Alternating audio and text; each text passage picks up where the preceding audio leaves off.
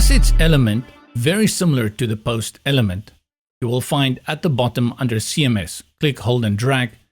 And for all intents and purposes, it's behaving exactly like the posts. You have all the same functions like you would with the post element. If you go to the settings, you can set the amount of columns, rows and spacing, apply the filters, which is the source, your offset, and set up your navigation. If you have many posts, activate the pagination. For the appearance, this you can design any way you like within the builder.